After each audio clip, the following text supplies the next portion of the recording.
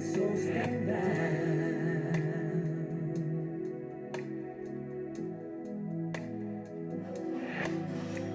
¿A dónde me iré? ¿A dónde me iré de tu espíritu?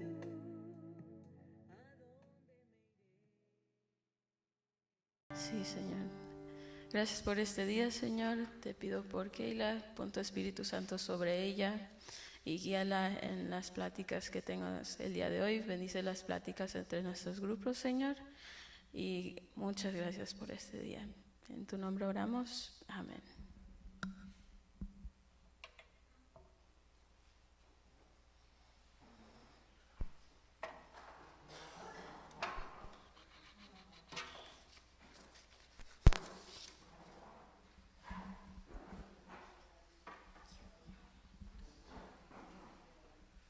¿Listo, chicas? ¿Ya todas tomaron café? ¿Ya están cómodas? ¿Sí? ¿Ya tienen con qué anotar? ¿Ya? ¿Dudas, preguntas, quejas, sugerencias con Dani, no conmigo? Ok, ¿descansaron, chicas? ¿70% de pila por lo menos? Ok, muy bien. Nada más voy a hacer como unos segundos más para que todos se puedan acomodar. Y ya empezamos. Yo dormí como bebé, lloré toda la noche, ¿no? No, eso sí. Ok, chicas, hoy nos toca ver lo que es el perdón, que es la parte como más esencial de Cenizas Esplendor. Ya vimos que tenemos heridas y ya empezaron a rascar y probablemente hoy se sienten un poquito sensibles. Que eso es como normal en tu proceso, porque estás en el proceso de extraer lo que es como un absceso de dolor, que algo se infectó y ya duele. Pero no te quedes ahí, utiliza ese dolor para profundizar y empezar con lo que es milagroso del perdón. Entonces, vamos con el punto número 1. El perdón no es fácil, porque si fuera fácil, ya lo habríamos hecho. Ya, perdoné. Entonces, si ya están conscientes, esto no es fácil. Número 2, el perdón es un milagro que Dios produce en tu corazón. Entonces, por más que te esfuerces en decir, ya te perdoné, ya no siento nada, no es así, porque el perdón realmente es un milagro que Dios hace y lo hace de cierta forma en un instante. Pero tienes que llegar al punto donde estás dispuesta, porque el perdón es un regalo que tú te das a ti misma para descansar. Y vamos a hablar más adelante de qué no es el perdón y mitos del perdón y demás, pero quiero abrir con esta idea de que el perdón es un proceso laborioso de entregar cada herida y cada recuerdo a Dios. Pero el perdón empieza como una decisión. Yo quiero perdonar y ya Dios empieza a hacer la obra. Entonces, no es fácil, es un milagro, pero es un regalo para ti y es un proceso laborioso. O sea, sí tienes que echarle ganas, como la terapia física. Entonces, no sé si alguna de ustedes ha pasado por terapia física, pero yo sí me rompí la patita derecha porque yo soy muy, muy torpe. Es como parte de mis bendiciones, que Dios pone un freno. Entonces, cuando ya me quitaron, después de 8 semanas, toda la férula, mi patita estaba flaquita, flaquita y débil, porque pues andas en un solo pie y andas saltando. Entonces el proceso de recuperar lo que yo había perdido en 8 semanas fue laborioso, y mucho dolor, porque ya estás usando el músculo y mucho que pisas chueco, porque la terapia física es dolorosa. Es una rehabilitación de un músculo o de una parte de tu cuerpo que perdiste. Entonces implica tiempo. Tengo mi cuñado, perdón, me pierdo quién es quién. Mi cuñado sufrió un accidente muy grave cuando era muy joven y básicamente en el accidente rodaron y todo y se rompió la espalda. Y él habla de cómo ha sido su proceso desde los 15 en rehabilitación y recuperación de una lesión de esa magnitud. Ahora camina y así hace ejercicio.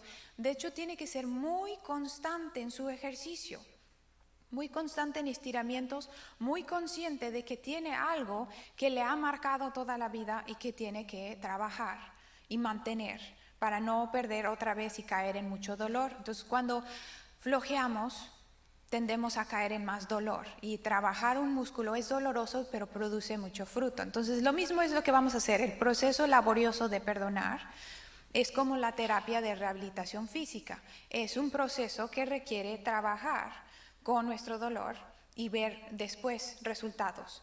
Entonces, 4 cosas que estorban nuestro perdón, como para llegar al punto de ya, Señor, haz el milagro en mí. Hay 4 cosas que sí te van a estorbar, que necesitas estar consciente. Y para mí la más grande es el deseo de venganza o el deseo de justicia, como tú quieras llamarlo, pero es el deseo de ver que paguen lo que hicieron o que por lo menos comprendan la magnitud de la destrucción. Y eso estorba mucho, porque dices, perdono, pero no olvido. Borra esa, dice, no podemos decir eso. Perdono y dejo de recordar, y más adelante veremos eso de dejar de recordar. Pero entonces, tu deseo de ver justicia es un deseo legítimo, y en muchos casos, cuando fue un agravio, un delito contra ti, es un deseo necesario, y tendrás que actuar hacia la justicia, que es doloroso, o llevar a cabo la justicia. Entonces te estorba tu deseo de ver. Entonces dices, no voy a olvidar nada, porque si pasan los años se me olvida, pues ya, ¿para qué? Es muy difícil ese momento de decir, voy a soltar mi deseo de venganza. Ahora, si tú haces una búsqueda de la venganza en la Biblia, y te invito a hacerlo, es muy bueno, porque incluso hay un salmo que dice, Dios de las venganzas, muéstrate. Y en el Antiguo Testamento, en Deuteronomio, también dice Dios, mía es la venganza, mía, y yo pagaré. Y en los Salmos habla muchísimo, Salmo 54, de voltear su mal sobre ellos, Dios. Por eso te invito a leer los Salmos, porque Dios sí promete venganza. Y la venganza de Dios es mucho más finita y alcanza muy profundo, cosas que en términos humanos no podemos llegar a hacer.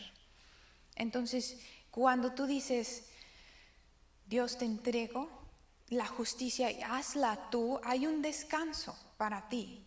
Y tú dices, Dios, ya te estás tardando, todavía veo que ahí está, achichárralo ya de una vez, que caiga del cielo fuego. ¿Es tu deseo? ¿No ha sido el mío? Señor, que se pudra la comida en su boca. ¿Cómo es posible que haya descanso para semejante persona? Yo trabajo con muchísimas mujeres en cenizas, y las historias de violación y de abuso sexual y de pérdidas y de divorcios sucios y feos, dices, ay, Señor, sí. Bueno, no que se pudra, Señor, pero Dios de las venganzas, muéstrate. Entonces, eso es tu primer estorbo, decir, yo voy a imaginar todas las formas.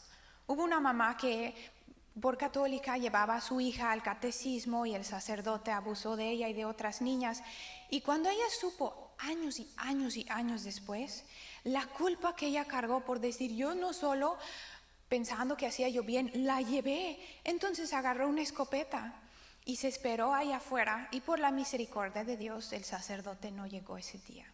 Entonces no lo mató.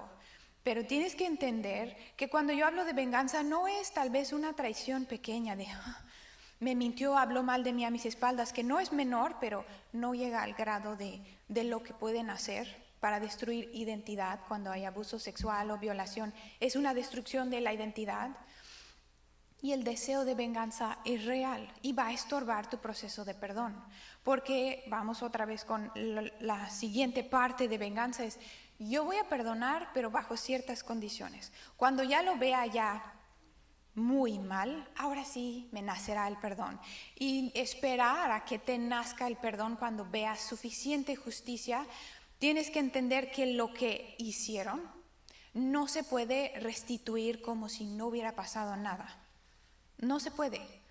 Hay películas completas sobre búsqueda de venganza y siempre terminan tristes al final. Realmente están, sí, hubo venganza, pero es muy triste. Y ya después de vengarse ya no saben qué hacer con su vida. Hay muchísimas películas y ya estás, pues entonces ya que me vengué, ¿ya qué hago? Esto te estorba.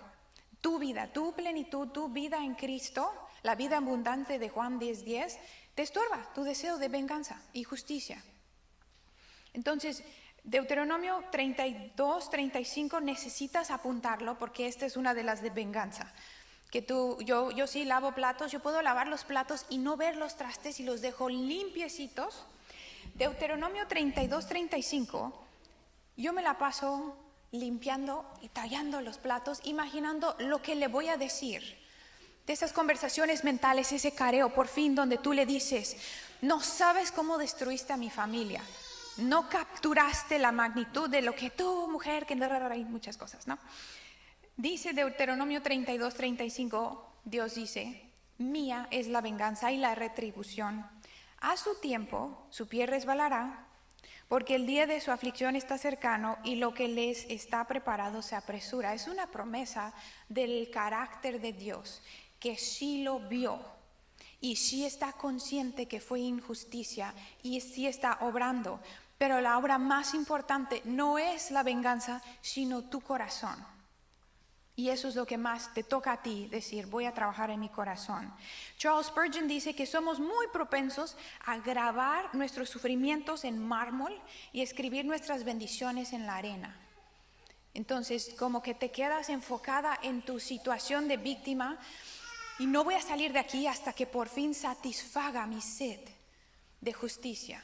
Bienaventurados los que tienen hambre y sed de justicia, Dios la hará, no tú. Entonces dices, ok, voy a trabajar, y no digo que es fácil, voy a trabajar en ceder mi deseo de justicia y venganza a Dios, porque si hay algo que ya no puedes hacer, que ya está fuera de tu alcance, vas a pudrirte por dentro esperando por fin ver ese día. Perdón, ahora sí me puse muy ruda. Pero yo ya sé batallar este deseo de venganza y todos los pensamientos y que no hay descanso. Ahora vamos con la segunda cosa que te estorba de por fin decir sí, yo quiero perdonar. El deseo de venganza fue la primera, la segunda son las mentiras que creemos. Y son tantas que realmente necesitas que Dios te revele, pero te puedo dar algunas ideas muy comunes. Número uno, Dios no me ama. Por eso no hay movimiento en mi caso, por eso no hay justicia, por eso no me siento con ganas de perdonar. Romanos 5:8 dice más, Dios muestra su amor para con nosotros, en que siendo aún pecadores, aun cuando éramos igual de miserables que la persona que odiamos, en ese momento Dios nos amó. Entonces dices, ok, Dios sí me amó. Y de hecho toda tu vida te ha perseguido Dios. Y de hecho estás aquí porque Dios sigue persiguiéndote. Número 2, Dios no es bueno. Nahum 1:7, Dios es bueno. Tú dices, Dios es malo, porque si Dios fuera bueno, detendría toda la maldad en el mundo. Acuérdate que la maldad en el mundo no es obra de Dios, sino obra del hombre. Del hombre que dice, yo no necesito a Dios, y le da la espalda a Dios. Como yo también he dado la espalda, y tú también. Y dices, ahorita estoy tan feliz y contenta y estrenando algo nuevo que no necesito leer mi Biblia y no necesito a Dios. Y ya le haces tantito para acá y luego otro poquito para acá. Eso es lo mismo.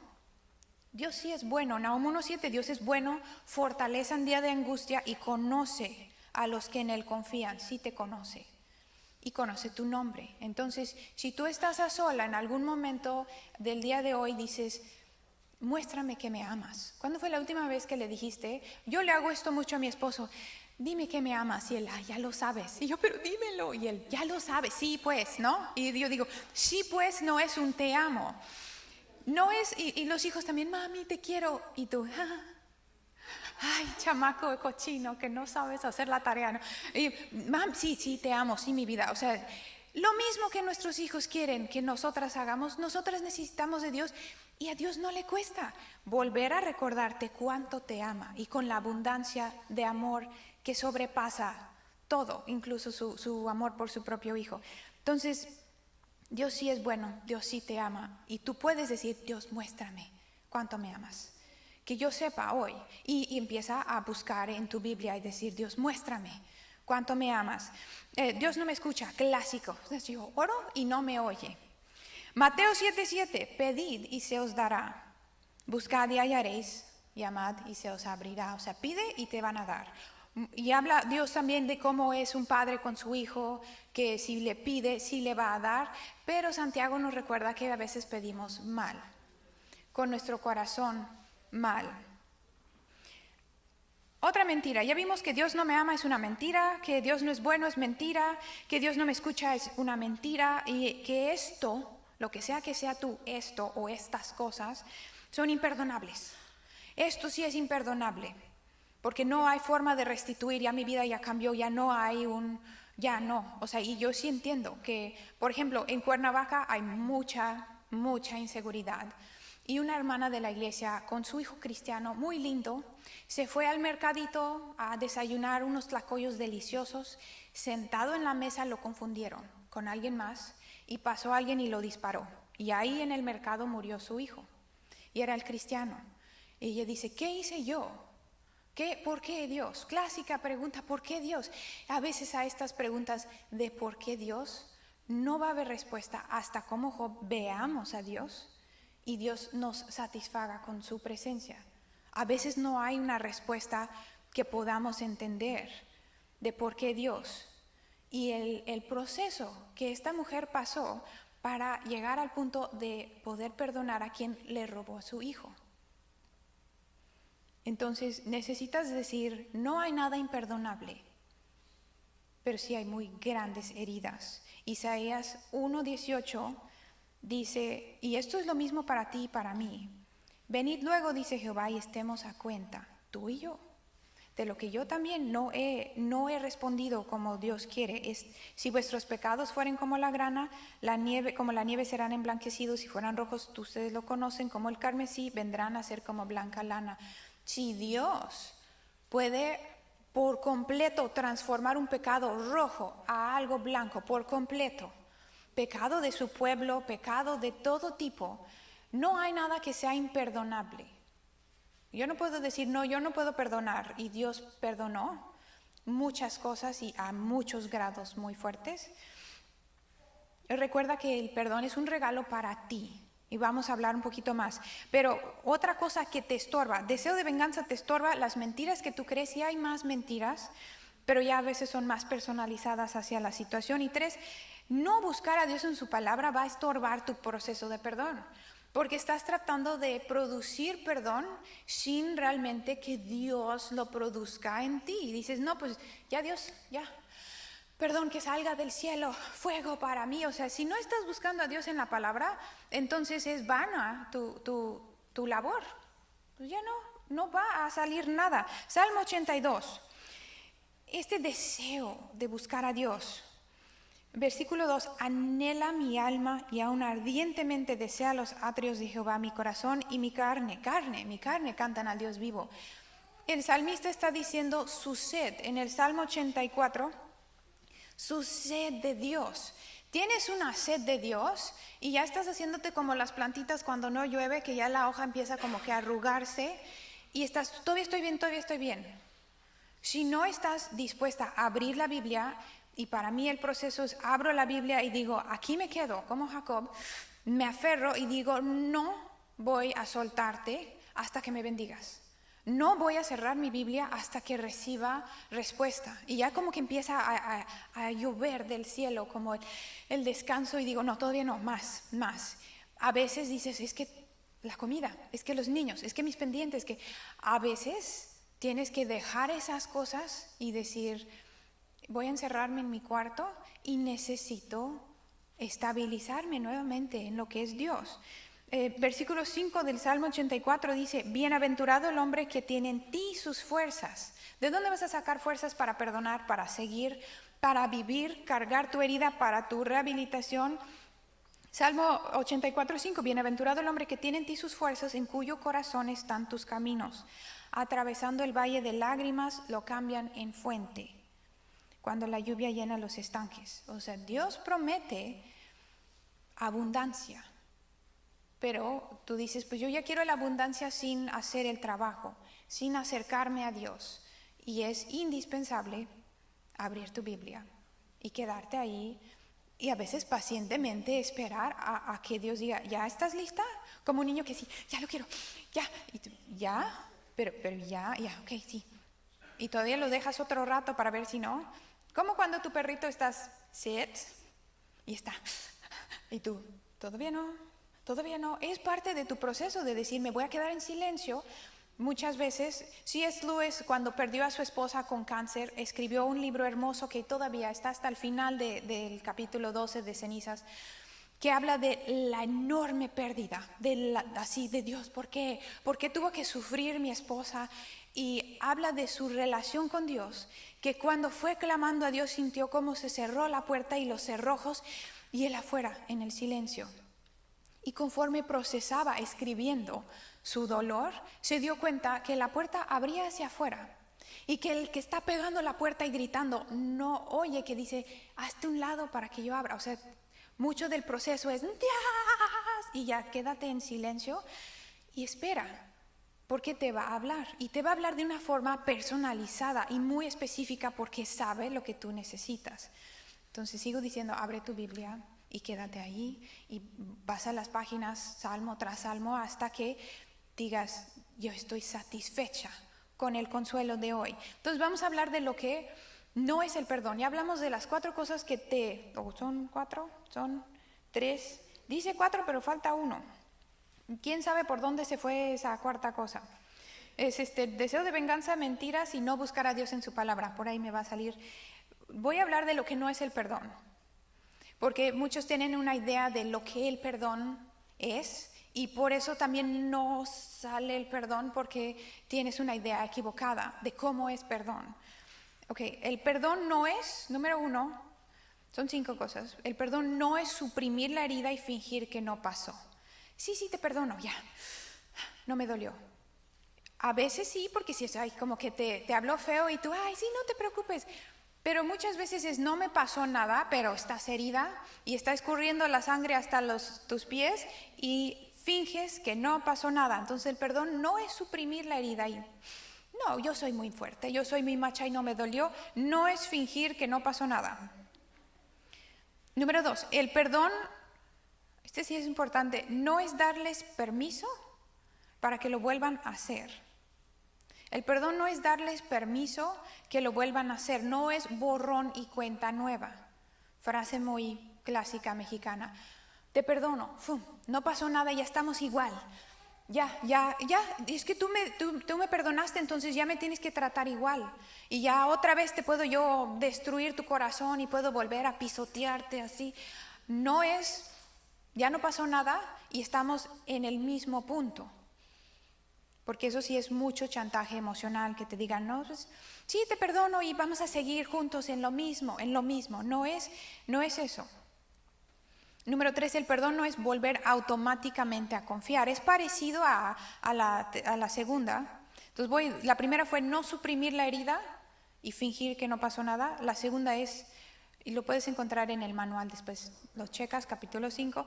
El perdón no es darles permiso que lo vuelvan a hacer, o sea, no es borrón y cuenta nueva. Y la tercera, que acabo de decir, es no es automáticamente volver a confiar. Ya te perdoné, ya estamos como que cuates otra vez. No.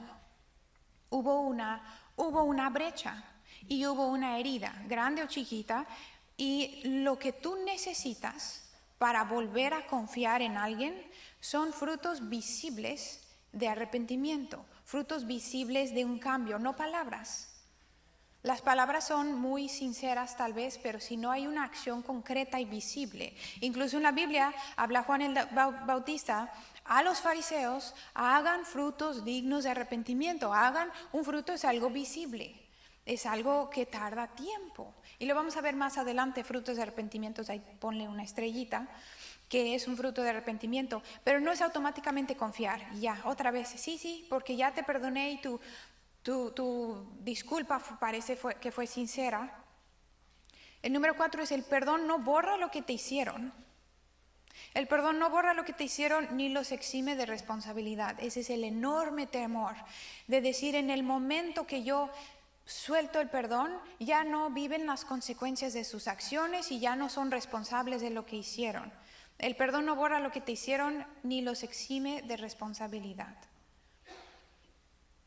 El perdón sí es una cosa poderosa, pero no es estas que ya llevo. Y la última, el perdón no es un sentimiento.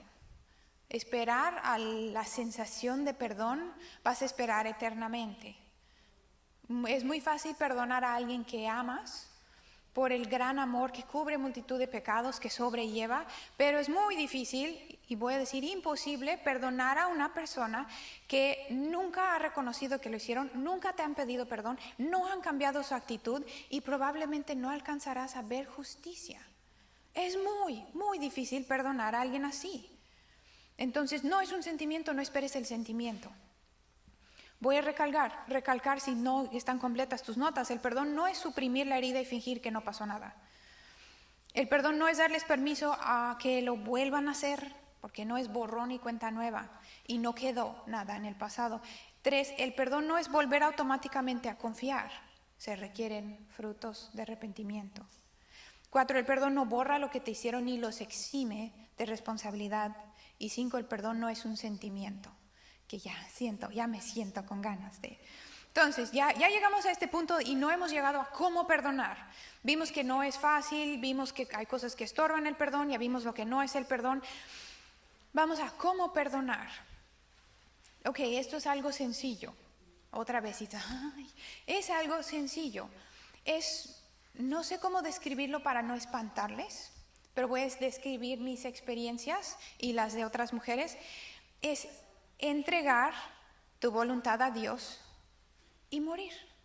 Y es agonizante, nunca has muerto, ¿verdad? No sabes, pero has llegado cerca. No sabes la agonía de sentarte con la lista de nombres.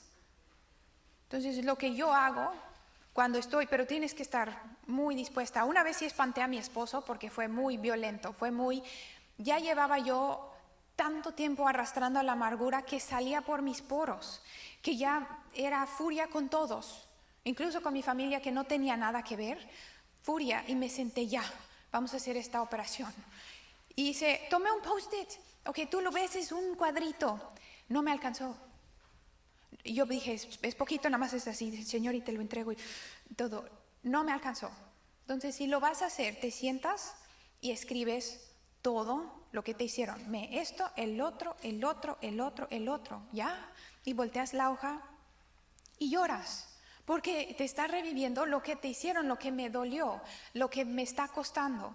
Y después dices una oración parecida a esta: Señor, como acto de obediencia, yo elijo perdonar a fulano, mengano, sutano. No lo quiero hacer.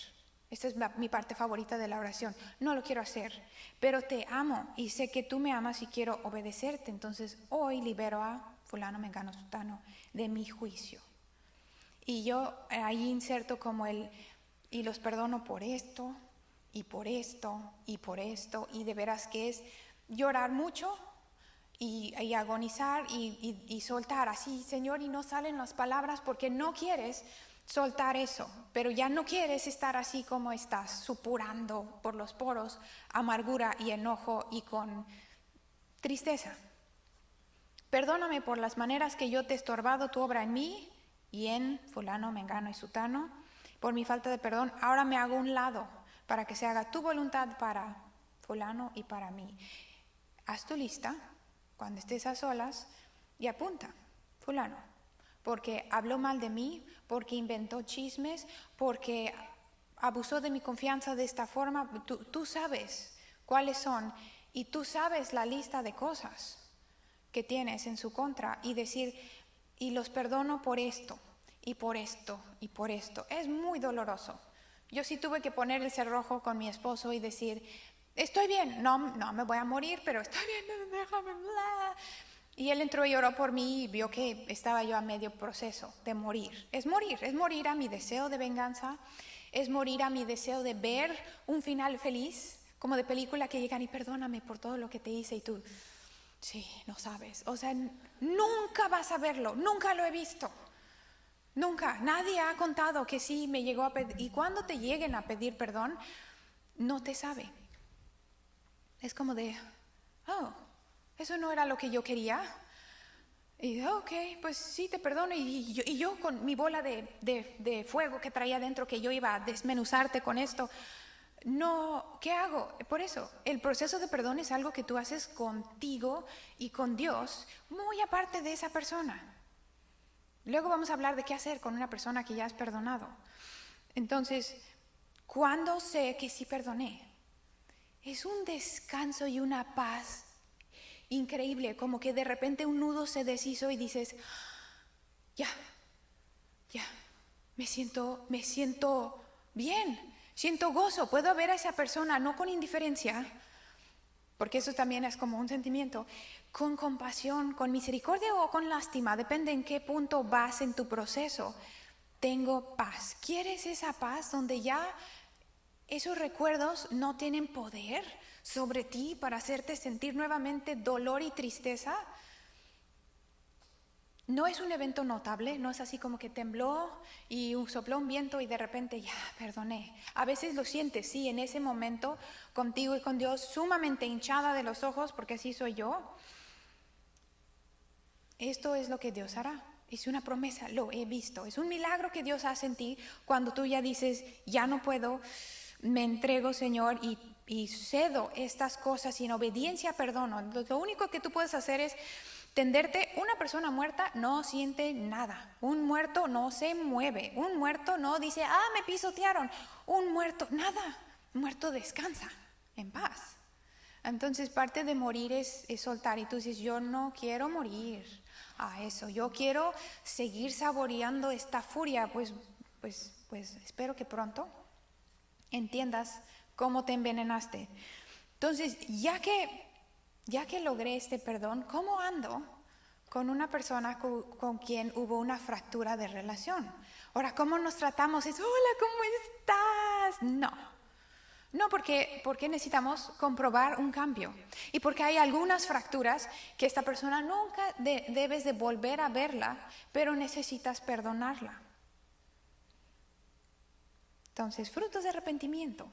¿Cómo puedo volver a confiar? Entonces, recordándote, si es cuando damos la sesión de cenizas completa, como que hay mucho tiempo para abundar en ese capítulo pero si es un delito en tu contra, o sea, como la mujer que perdió a su hijo por asesinato, ella tomó la decisión de perdonar a los asesinos, que nunca los encontraron. Ella tuvo que enterrar a su hijo y pagar los gastos y no lo pudieron cremar o enterrar donde querían, porque como fue algo federal, pues lo podrían sacar de nuevo para otra investigación. Estuvimos ahí con ellas en el funeral diciendo, Dios tiene que hacer algo glorioso aquí con ella. Y ya años después vemos las cosas que ha hecho Dios y no hay una explicación. Pero ella llegó al punto de poder orar por aquellos que mataron a su hijo. Pero eso no lo puedes hacer más que dientes por fuera si no hace Dios un milagro en tu vida. Entonces hay ciertas situaciones donde tú perdonas a alguien y nunca lo volverás a ver, ¿ok? Pero hay otras situaciones donde quien tienes que perdonar está muy cerca. Es un familiar, por ejemplo. Las relaciones familiares son tan complicadas porque son permanentes. Entonces, cada Navidad y cumpleaños del tío y que de la abuelita, ya estamos en, ahí estás. ¿Y desde dónde me siento? ¿Dónde me siento? Porque ya soy como la enemiga de todas. Y ya están en la cocina las cuñadas. Y tú, hola, ¿cómo están? Y están, hola, ahí siéntate. Y tú, ¿cómo le haces cuando ya perdonaste y te siguen metiendo el cuchillo, ¿no? ¿Cómo haces, cómo vives en una relación así? Ok, entonces, ¿cuándo vuelvo a confiar? ¿Y cómo llevo una relación con una persona que me hiere? Son preguntas legítimas y reales. Entonces, vamos a primero ver, para reconstruir una relación fracturada, necesita ver fruto de arrepentimiento y trabajo de ambas partes. Entonces vamos hacia eso. Ejemplos visibles de arrepentimiento. Ahora yo lo voy a hacer rápido, perdónenme chicas. Sí lo voy a hacer rápido, si tú lo quieres ver, está en el capítulo 5 de Cenizas de Esplendor, creo que página 31, no, más para allá. ¿Cuándo sé que puedo volver a confiar en el esposo que fue infiel, en la suegra que me acabó de tirar por todo, en la cuñada que me destruyó, en el compañero de trabajo que mintió acerca de mí? Hay sin fin de listas, tú ya tienes. ¿Cuándo? Y dicen, perdóname, ya no lo vuelvo a hacer.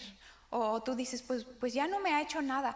Ok, ejemplos de fruto visible de arrepentimiento que tomará tiempo. Número, la persona que pecó en tu contra o la persona que te hirió demuestra humildad total.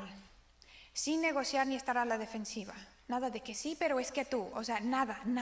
Cuando una persona realmente está arrepentida, y si eres tú que tienes algo de qué arrepentirte, toma nota también de lo que te hace falta trabajar. Aborrece el pecado que cometió, no hay excusas. Lo aborrece, horrible. Salmo 51, lo aborrece. Mi pecado está siempre delante de mí. Número 3, está dispuesto a vivir las consecuencias de su pecado. Como sea el castigo, la consecuencia de la reestructuración de la relación, de la distancia durante el tiempo que empezamos a reconstruirlo, está dispuesto a vivir las consecuencias. Si es realmente arrepentido de todo. 4, está dispuesto a perder lo que sea para estar bien con Dios nuevamente. Lo que sea. Lo pierdo, sí, todo, pero voy a estar bien con Dios. Salmo 51, nuevamente, es muy claro ahí. 5, tiene un cambio de hábitos y actitudes. Esto es muy común, no sé cuántos de ustedes lo han vivido, pero es muy común en una relación matrimonial donde hubo infidelidad, que tú necesitas saber si puedo volver a confiar o si me lo van a volver a hacer. Entonces, un ejemplo muy visible pues son cambios de hábitos y actitudes, que ceden su celular y están dispuestos a contestar preguntas y no se ponen a la defensiva por muy celosa que se pone la esposa. Totalmente humilde, no negocia, nada. Otro ejemplo de alguien que puede haber fracturado una relación y hace un acto visible del cambio que está sucediendo en su interior hace la restitución, si es posible, de acuerdo a la situación, restituye todo, devuelve lo robado, hace acciones pero hay cosas que no puedes restituir, la identidad de una persona. Está dispuesto a rendir cuentas, como sea, con quien sea. Hemos tenido situaciones en la iglesia donde sí quieren rendir cuentas, pero no con ese líder. Entonces dices, bueno, o sí, yo estoy leyendo mi Biblia y ya sabemos cómo puedes fingir un devocional. Sí, Dios me habló y todo, y eso es lo único. Y dices, pero ¿cuándo puedo volver a confiar? Entonces, las anteriores te demuestran que no fue tan feo, no fue tanto tiempo, pero luego yo sí me di cuenta que no dice nada, hice mal. Establece protocolos para evitar caer en la carnalidad y cuidarse. Cualquier tipo de pecado, aunque sea una herida contra ti, un pecado contra Dios, establece protocolos para evitar caer en esto nuevamente. O sea, claramente y rendición de cuentas. ¿Estás dispuesto a decir, y cómo van tus protocolos? ¿Cómo va tu adicción con las redes sociales? No, checa, no tengo Instagram, Facebook, TikTok, no tengo nada en mi celular. Checa mi historial, ya lo borré, ya no puedes ver nada. Muestra tristeza y compunción. Salmo 51, otra vez. Muestra devastación por lo que hizo y está triste. Y por último, y sobre todo cuando somos como cristianos, que batallamos con estas cosas, reconoce el pecado arraigado o recurrente en su interior. Reconoce que con esto específicamente batalla. No todos batallan con lo mismo. Quienes batallan con redes sociales, con chisme, con pornografía, con drogas, con películas, con odio, con muchas cosas. Entonces, reconoce, aquí yo tengo una debilidad y hace algo. Entonces, estos son ejemplos visibles de una persona que ya Dios ha hecho una obra y puedes comenzar a reconstruir una relación y volver a confiar. Es muy común en relaciones, en la iglesia nos pasa que llega la mujer, su esposo la acabó de golpear, ya estaba muy moreteada, vamos al Ministerio Público en México y van a sacar fotos y lo va a denunciar, y cuando ya llega el momento de firmar y que vayan los policías por el esposo, no, ya no. Y ok, pues glorioso tu perdón, wow, y luego al mes otra vez, ay, es que no, mi vida, decídete bien. Entonces, que él observa y no confíes en él, porque ya vimos que no ha mostrado frutos de arrepentimiento, solamente te ganó tu sentimiento de, ay, es que... Y yo entiendo, yo peleo mucho porque no se separen parejas y porque Dios restaure. Y nuevamente, si tú dices, ay, mi matrimonio, no es vigilar el devocional de tu esposo y vamos a la iglesia, es orar y buscar a Dios, tú misma. Primera de Pedro habla de que la mujer puede ganar a su esposo sin una palabra, por su conducta casta y respetuosa. Sin una palabra, Dios hace un milagro en tu esposo, pero solo si estás buscando a Dios. Y dices, no, pues apúrate Dios. Y Dios dice, ¿y dónde estás conmigo? Entonces, cuando vuelves a confiar es porque ya ves algunos de estos frutos, no todos. Y por último, ya cerrando más hacia rejas y no muros. Yo soy una persona que yo hago un muro, porque si hay un muro, ya no nos vemos, ya no te puedo ver, ya no me pudre ver tu rostro, ya no te veo, no existes para mí. No, es una relación sana y no puedes hacer muros entre familiares, excepto en ciertos casos, sobre todo en el caso de abuso sexual, hay muros. Pero con las cuñadas, que con el primo, no puedes hacer un muro, pero puedes hacer algo muy sano. Puedes crear una reja. Entonces nos miramos, pero no alcanza pasar y agarrarme y sangolotearme, ya no alcanza. Tenemos una relación sana. No comparto mucha información, pero nos podemos saludar. ¿Cómo estás? Ay, ¿cómo va el trabajo? Ay, qué bien. Ah, pues luego nos vemos porque yo he trabajado en el perdón y lo puedo ver con misericordia y tengo paz, pero aún no es momento de confiar, pero tampoco es momento de hacer un muro y no nos miramos. Es una reja. La confianza se construye en base a acciones visibles y no palabras. Entonces, cuando es una de esas reuniones familiares, yo sé que tú sientes que yo estoy hablando de ti y no, es universal. Siempre vas a tener ahí un familiar incómodo y a veces son hermanos y no es familia del esposo. Crea tu plan de acción. No vayas así a la Navidad sin haber orado, sin haber buscado y encontrado una promesa de Dios para este evento de Dios. Y Dios dice en Salmos, yo estoy aquí contigo.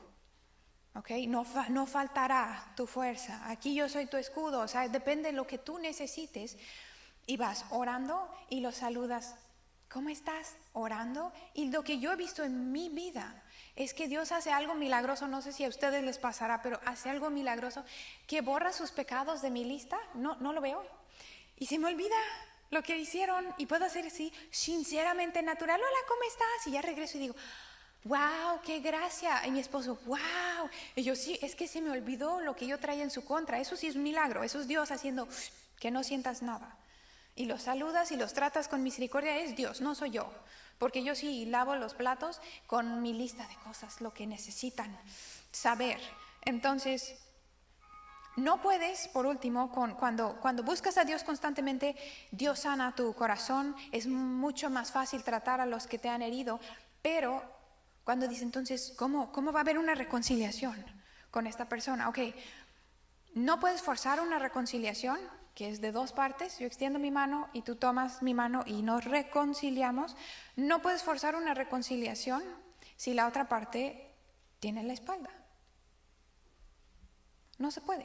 Entonces tú harás todo lo posible. Incluso esta es la relación que Dios tenía con su pueblo de Israel. Todo el día extendí mis manos a un pueblo rebelde. Hay un momento donde la otra persona, Dios también obró en su corazón. Y ellos toman la mano y hay una reconciliación y se pueden recrear relaciones destrozadas porque Dios obró en cada uno.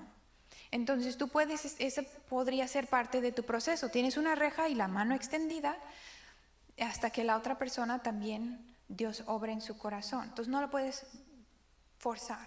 Y esto es como empezamos a reconstruir. Entonces tal vez hay alguien en tu lista que dices, voy a tirar el muro, voy a poner mi reja y voy a orar que Dios me dé esa paz y la gracia de hablarle bien, con sinceridad, a pesar de todo lo que está sucediendo en mi interior que Dios va sanando. Entonces, ¿cómo sé que he perdonado a alguien? Siento paz. En lugar de enojo, en lugar de tristeza, en lugar de dolor. Siento misericordia, compasión, lástima en lugar de odio e indiferencia.